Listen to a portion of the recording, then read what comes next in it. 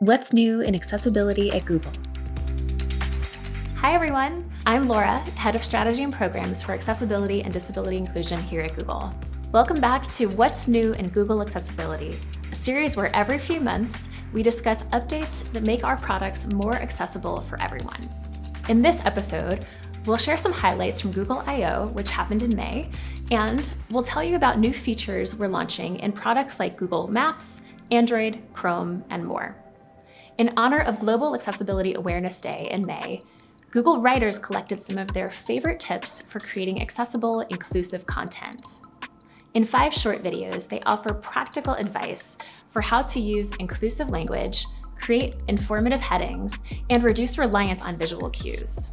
Find these resources and video links at goo.gle/accessible-content.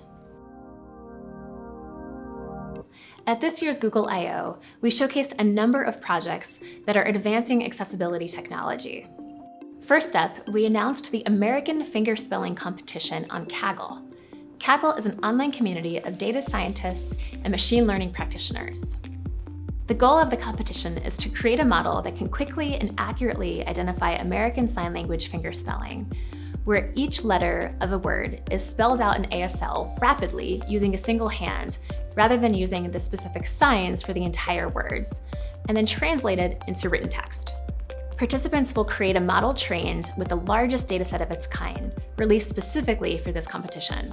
The data includes more than 3 million fingerspelled characters produced by over 100 deaf signers. To announce the competition, we released a music video with deaf musician and rapper San Forbes. We'll link to it along with the Kaggle competition site in the description of this video. We also showcased PopSign, an AI-powered educational game that helps families to learn sign language. Learning sign language can be challenging, especially for new parents of deaf children who want to pick up the language quickly and fluently. PopSign will hopefully make this process a bit easier and more accessible. The project is led by the Georgia Institute of Technology, the Rochester Institute of Technology, Google engineers, and the Kaggle community. Visit popsign.org and check out the I/O video linked on their website to learn more. And we shared Project Gameface at I/O, a new open-source, hands-free gaming mouse that enables users to control their computer's cursor using their head movements and facial gestures, which can be particularly useful for people with mobility disabilities. In addition to these announcements, we hosted several accessibility-themed sessions at I/O, like What's New in Android Accessibility, and Embrace Accessibility for More Beautiful Products with Material Designs. You can find these and more linked in the description of this video. In Google Maps news, we've made an update to the Accessible Places feature. Since 2020, people located in certain countries have been able to opt into Accessible Places, which helps identify when a place has a wheelchair-accessible entrance indicated by the wheelchair icon. Now, we're making the icon visible for everyone on Maps for more than 40 million locations, so you can know before you go if there's a step-free entrance, which is helpful whether you're using a wheelchair, pushing a stroller, or even lugging a suitcase. You can also find other information like availability of hearing loops, wheelchair-accessible seating, restrooms, or parking in the About tab. On Android, we announced Lookout Image Question and Answer Q&A mode, a new AI-based feature that integrates a Google DeepMind visual language model to make digital images more accessible. Lookout, which was launched in 2019 and designed with the blind and low vision community, uses AI to help people accomplish everyday tasks like sorting mail and putting away groceries. Digital images have been found in some studies to be 99% inaccessible to blind people. Now, whether or not images have captions or alt text, Lookout can process the image and provide a description of it so people can use their voice or type to ask questions and have a more detailed understanding of what's in an image. We've invited a limited number of users to test out this feature with plans to make it available to more people soon. We're also rolling out updates to Live Caption, our AI-powered feature that provides real-time captions for anything with sound on your Android device and across your phone and desktop using Chrome and Google Meet.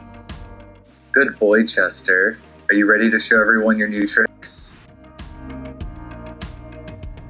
This summer will bring a new Captions box that optimizes the live caption experience on Android tablets, new availability for a live caption for calls feature, allowing you to type back responses during calls and have the response read aloud to the other caller, and language expansion to French, Italian, and German for more pixel models. On Chrome for Android, you can now easily increase the size of content, including text, images, video, and interactive controls, by up to 300% to suit your vision preferences while still preserving the page layout. And you can set your preferred content size as a default, so you don't have to change it every time you open up Chrome. In more Chrome news, Reading Mode, our tool that makes reading easier and more accessible, is coming to the Chrome browser. A customizable reader view will allow users to reduce distracting elements on this screen, like images and videos, to help you focus on the page's primary content. This feature can be helpful for people with learning disabilities like dyslexia. Thanks for tuning in to another episode of What's New in Google Accessibility. We really hope that you enjoyed learning about some of the latest updates to our products and features. To learn more, sign up for our accessibility newsletter at g.co/a11y/news or by clicking the link in the description of this video. Stay tuned for another episode in a few months. Bye for now. What's new in accessibility at Google?